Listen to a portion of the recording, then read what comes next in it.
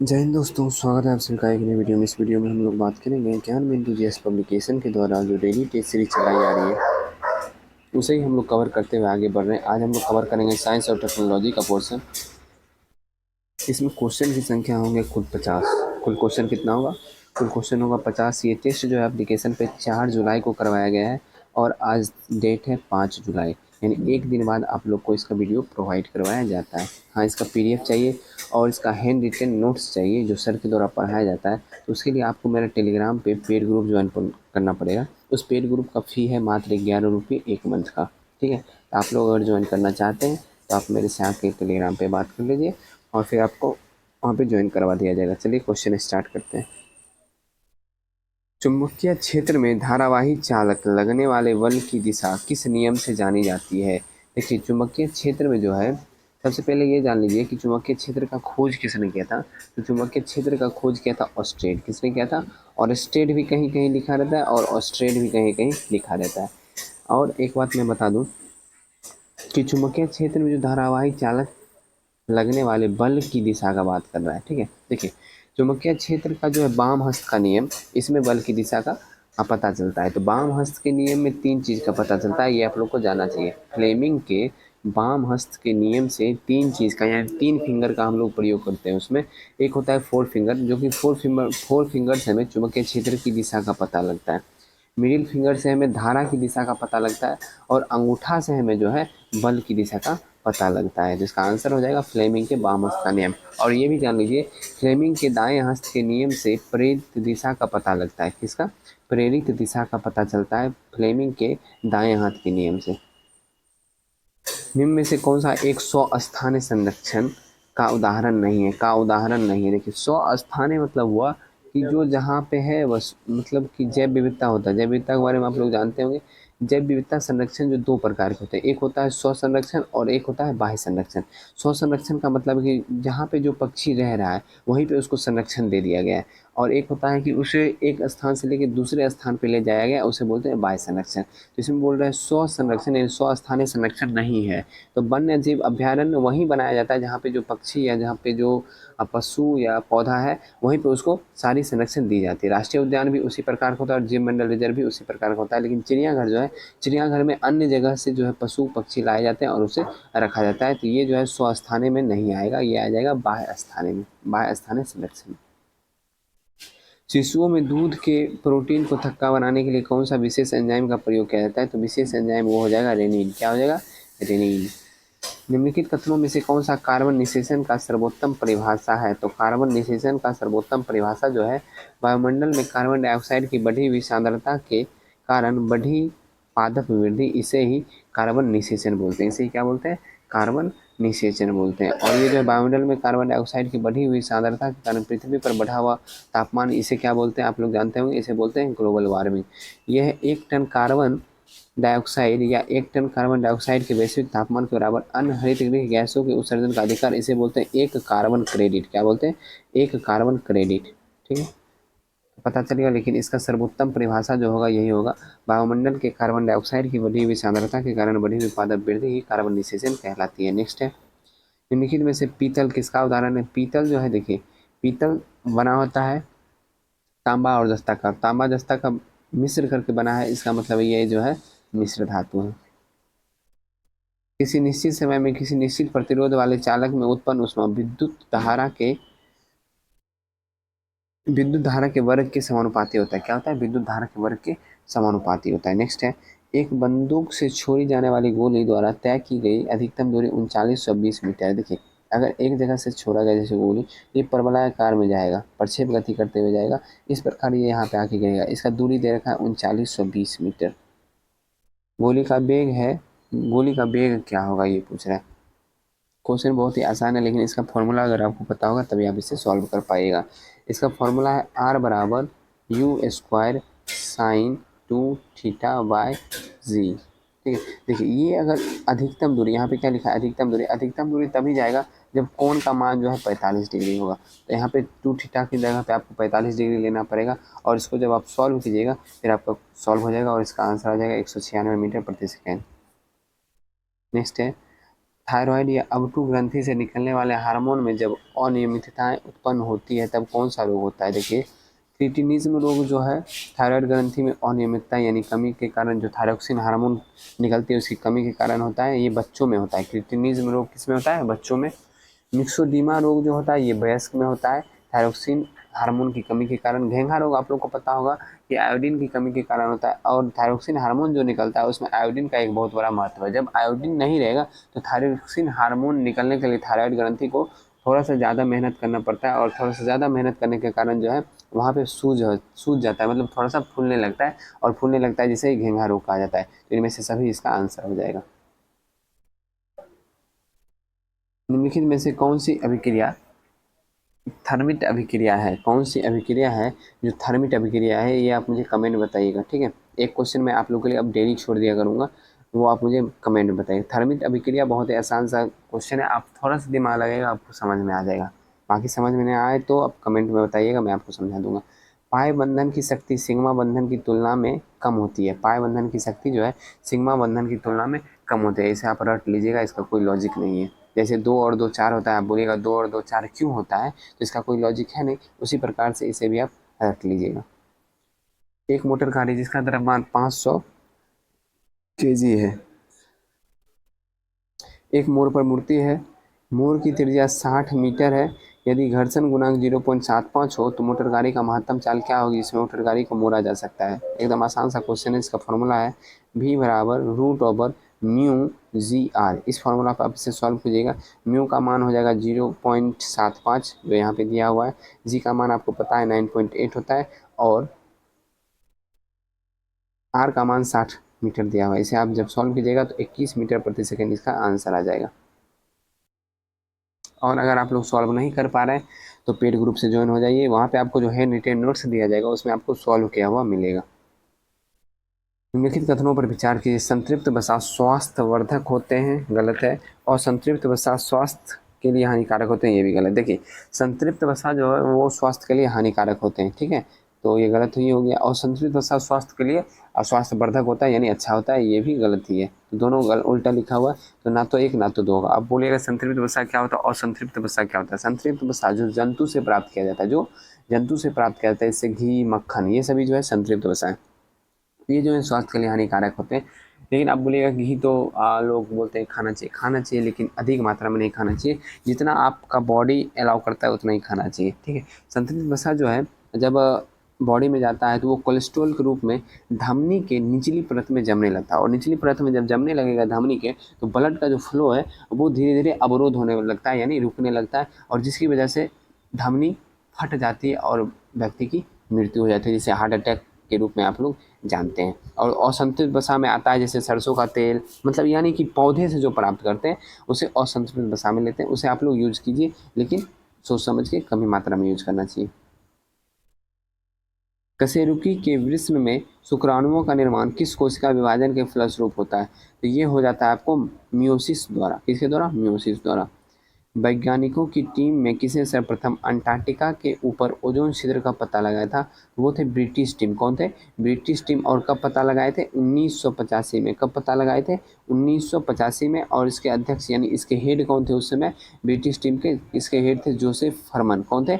Joseph फरमान। और मैं आपको बता दूं कि ओजोन छिद्र यानी ओजोन परत की जो मोटाई है वो 300 डॉप्सन होनी चाहिए। कितना होना चाहिए?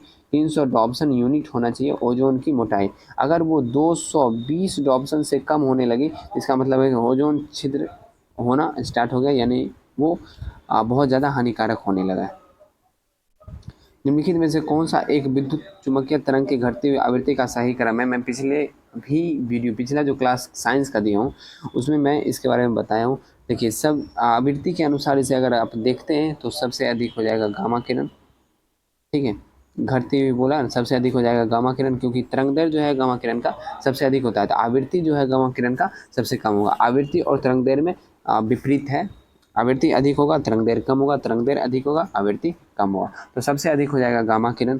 गामा किरण के बाद हो जाएगा एक्स किरण का। एक्स किरण के बाद परावैंगिक किरण का। परावैंगिक किरण के बाद दृश्य किरण। दृश्य के बाद अवरक्त। अवरक्त के बाद सूक्ष्म, और सूक्ष्म के बाद रेडियो तरंग, ठीक है।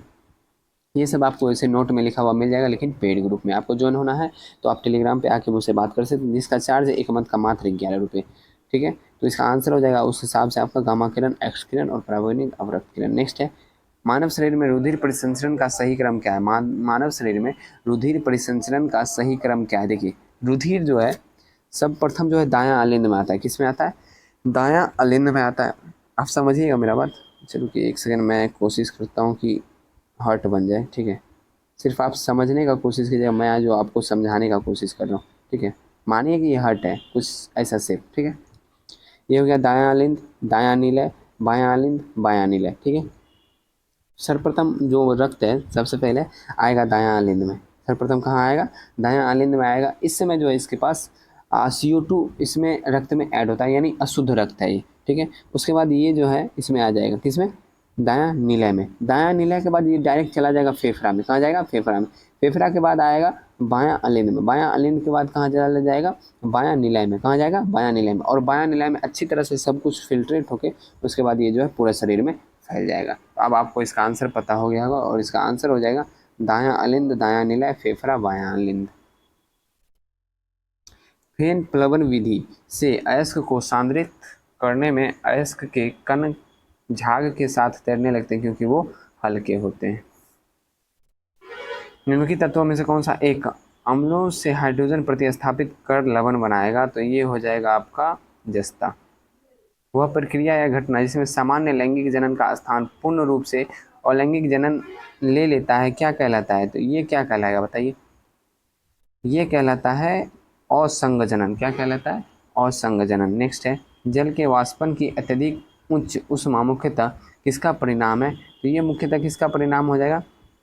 ये हो जाएगा हाइड्रोजन बंधन का, क्योंकि जल में हाइड्रोजन अधिक होता है, आपको पता ही होगा। तो इसके कारण इसका आंसर हो जाएगा हाइड्रोजन बंधन का। नेक्स्ट है, निम्नलिखित में से कौन सी राशि सदिश राशि है? तो सदिश राशि इसमें देखिए, ये हो गया अदिश राशि, ये हो गया सदिश राशि, कोणीय संवेग, अदिश राशि, बल हो गया सदिश राशि, विस्थापन हो गया सदिश राशि। 2, 4, 5 इसका आंसर हो जाएगा ऑप्शन नंबर सी।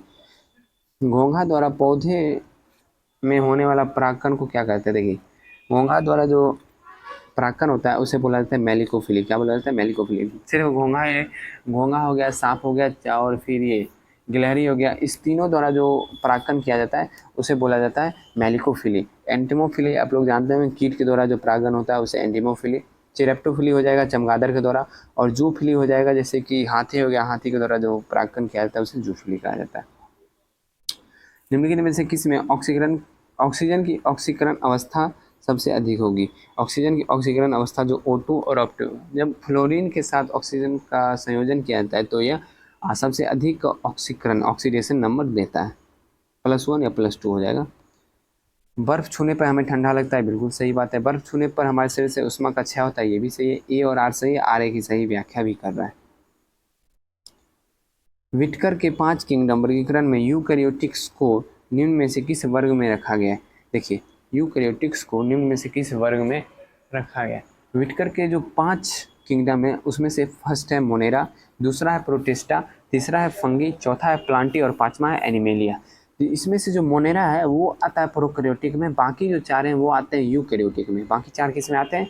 यूकैरियोटिक में। लेकिन मोनेरा जो प्रोकैरियोटिक में आता है, सिर्फ मोनेरा और प्रोटिस्टा, मैं आपको बता दूं, मोनेरा और प्रोटिस्टा जो है वो एक कोशिकीय है, फंगी जो है एक कोशिकीय और बहुकोशिकीय है, प्लांटी और एनिमिलिया जो है वो बहुकोशिकीय है। लेकिन इसका सिर्फ क्वेश्चन जो पूछ रहा है कि यूकैरियोटिक को निम्न में से किस वर्ग में रखा गया, तो सिर्फ एक को छोड़ के, यानी मोनेरा को छोड़ के बाकी प्रोटिस्टा, फंगी, प्लांटी और एनिमेलिया, इस 4 में जो है यूकैरियोटिक रखा गया। इनमें से कौन सा एक सही नहीं है? तो तेलों में हाइड्रोजनीकरण में निकेल उत्प्रेरक का इस्तेमाल सही है। ये डिकन विधि द्वारा क्यूप्रिक क्लोराइड का इस्तेमाल उत्प्रेरक के रूप में किया जाता है, ये भी सही है। अमोनिया निर्माण हेतु हेबर विधि में लोहा का इस्तेमाल उत्प्रेरक के रूप में होता है, ये भी सही है। सल्फ्यूरिक अम्ल बनाने के लिए संपर्क विधि में उत्प्रेरक के रूप में नाइट्रिक ऑक्साइड का उपयोग किया जाता है, ये गलत है। नाइट्रिक ऑक्साइड नहीं, प्लेटिनम का उपयोग किया जाता है। किसका? प्लेटिनम का। तो इसका आंसर हो जाएगा ऑप्शन नंबर डी, क्योंकि ये गलत है। नेक्स्ट है, स्थिर गति से जा रही खुली कार में बैठा एक बालक गेंद को हवा में सीधा ऊपर फेंकता है, गेंद गिरेगी कहाँ? गेंद गिरेगी उसके हाथ में, क्योंकि त्वरण इसमें नहीं लग रहा है, एकदम स्थिर गति से, एकदम फिक्स गति से चल रहा है। रुधिर में श्वेत रक्त कणिकाएं की अत्यधिक मात्रा में उपस्थिति को रोग विज्ञान की परिभाषा में ल्यूकेमिया बोलते हैं। क्या बोलते हैं? ल्यूकेमिया। सूर्य से प्राप्त नाभिकीय संलयन का परिणाम, इसका पता सर्वप्रथम किसने लगाया था? जिसका पता जो है हैंस वेथे ने लगाया था सर्वप्रथम। नेक्स्ट जो है विद्युत परिपथ में एमीटर का पार्ट है। देखिए यहाँ पे क्वेश्चन में थोड़ा सा मिक्स्ड है क्योंकि यहाँ पे 6 वोल्ट का बैटरी लगा हुआ है। ठीक है, 6 वोल्ट का बैटरी लगाइएगा फिर क्वेश्चन आपसे आसानी से सॉल्व हो जाएगा। आसान हो गया, सिर्फ इसमें आराम से फॉर्मूला लगा दीजिए, आई बराबर वी बाय आर। ठीक है, तो कुछ नहीं, वी दे दिया है 6 और आर हो जाएगा क्योंकि ये क्रम ठीक है, 4 8 12 12 24, 100/24 यानी 0.25 एम्पियर का धारा इसमें प्रवाहित हो रहा है। नेक्स्ट है, निम्न में से किस स्तनधारी जीव में पित्ताशय नहीं होता है? तो घोड़ा में पित्ताशय नहीं होता और जिसमें पित्ताशय नहीं है वो वसा का अपाचन नहीं कर सकता है। निम्नलिखित में से कौन सी हेक्सा साइनोफेरेट आयन में लोहे की सही ऑक्सीकरण अवस्था है? हेक्सा सोनेफेरेट आयन में लोहे की सही अवस्था है +2। इनमें से कौन सा एक प्राथमिक सेल नहीं है? तो सीसा संचायक सेल जो है वो द्वितीयक सेल है, वो प्राथमिक सेल नहीं है। प्राथमिक सेल जो है सिर्फ एक बार प्रयोग किया जाता है, लेकिन सीसा संचायक सेल जो है उसे बार बार आप चार्ज करके प्रयोग कर सकते हैं। नेक्स्ट है, रक्त समूह के संबंध में कौन सा सही नहीं है? कौन सा सही नहीं है? देखिए, ए बी रक्त समूह में कोई एंटीबॉडी नहीं पाया था, ये गलत है। हाँ, ये तो सही है, कौन सा गलत है बताना है। नहीं सही, ए बी कोई एंटीबॉडी, हाँ ऑप्शन नंबर बी जो है ये सही नहीं है। निम्नलिखित में से किसी एक परिघटना का कारण प्रकाश का अपवर्तन नहीं है?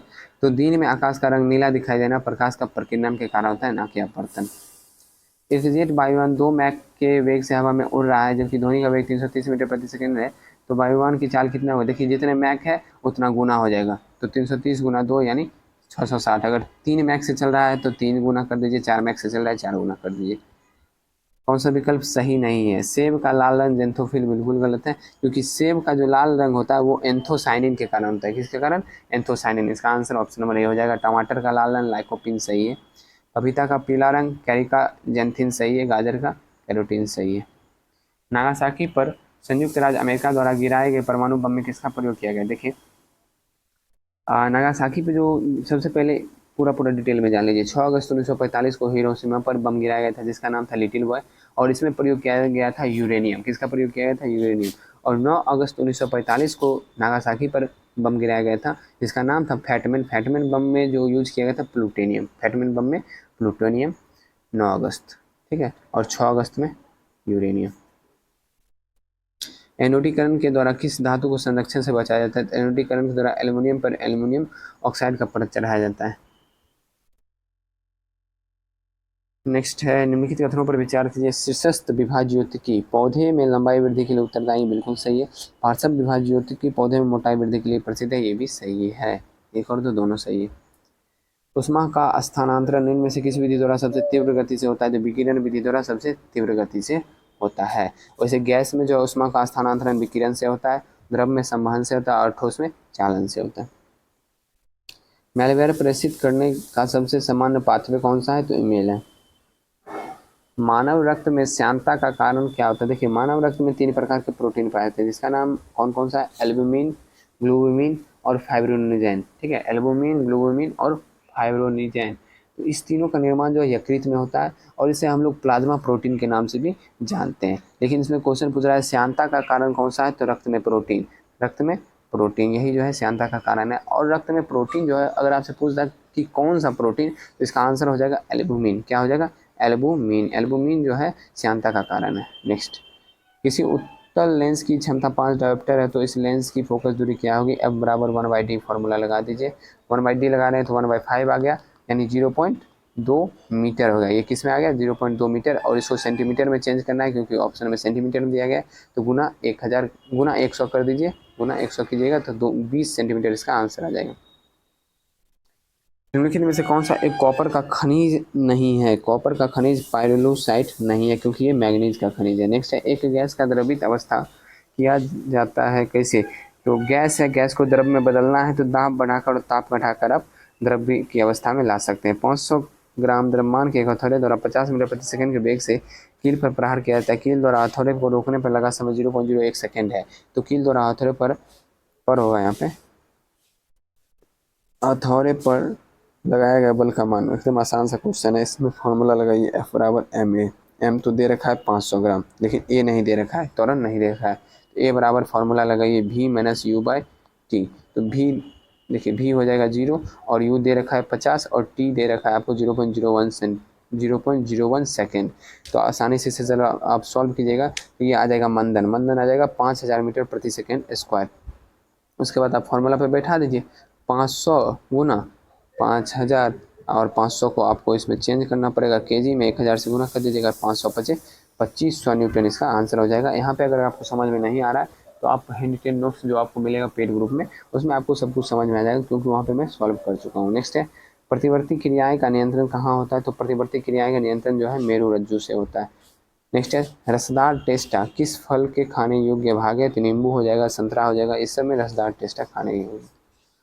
वह वस्तु नियत चाल से एक वृत्तीय पथ पर गति कर रही है, इसका त्वरण क्या होगा। वह वस्तु जो नियत चाल से एक वृत्तीय पथ पर गति कर रही है तो इसका त्वरण क्या होगा, इसके वेग के लंबवत होगा। तो आज का सेट यहीं समाप्त हो गया। आशा करता हूँ सेट पसंद आया। वो सेट पसंद आया वीडियो को लाइक कर देना है, चैनल पे नया है चैनल को सब्सक्राइब कर लेना है और अपने दोस्तों को जरूर शेयर करना। पेड ग्रुप में ज्वाइन होना है तो आप मेरे से टेलीग्राम पे बात कर लीजिए, फिर आपको QR दिया जाएगा, QR में आप 11 रुपये मात्र पेड करना, पेड करके आप पेड ग्रुप में ज्वाइन हो सकते हैं। ठीक है, मिलते हैं नेक्स्ट वीडियो में। जय हिंद।